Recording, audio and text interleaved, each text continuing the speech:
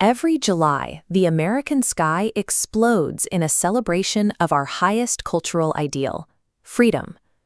We are taught from a very young age that to be free is to be autonomous. It is the ability to cast off restrictions and determine our own rules.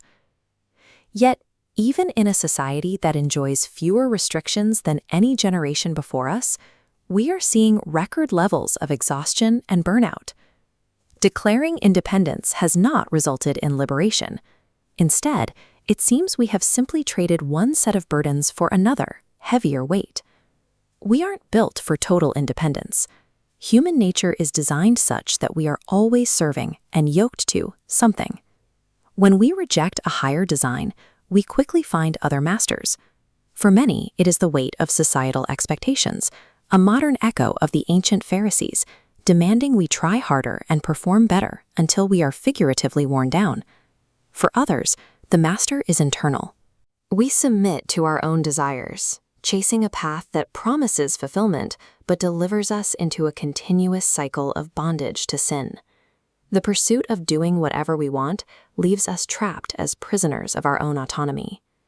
In the first century, the people of Judea were worn down by the dual weights of Roman occupation and strict religious law.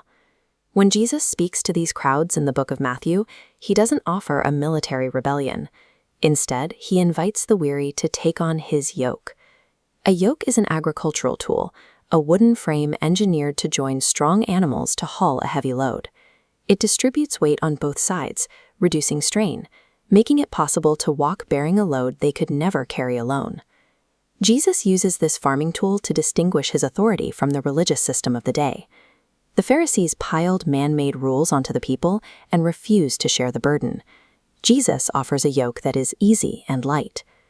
Religion stands back and tells you to pull harder. Jesus steps into the second collar of the yoke to carry the weight with you. By sharing the load with him, we are released from the internal pressure of our own destructive impulses. By nature, we struggle to do right because we are yoked to our own desires. Jesus sets us free from that bondage to sin. Under his authority, we finally have the capacity to live in obedience to God's will, to do what we ought. This is the perfect law that gives freedom. Submitting to his will allows us to finally become the exact people we were designed to be. Practically, this yoke gathers every area of our lives under the authority of Christ. Our morality, our sexuality, how we run our businesses, and our family dynamics, all of it is gathered under his lordship. When we respond to his invitation, we declare with joy that Jesus is Lord. This is an act of submission to his perfect identity.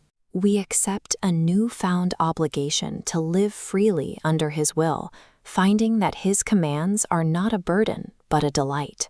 On Independence Day, we celebrate the rejection of a king, but the path to true rest involves surrendering to the right one.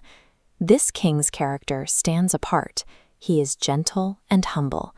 When our burden of sin became so severe that it required a sacrifice, he willingly died on the cross to lift the weight we could not bear.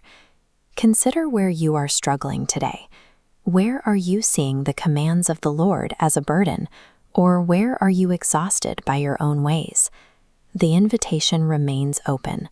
Come to him, trade your crushing autonomy for his yoke, and discover what it means to be truly free.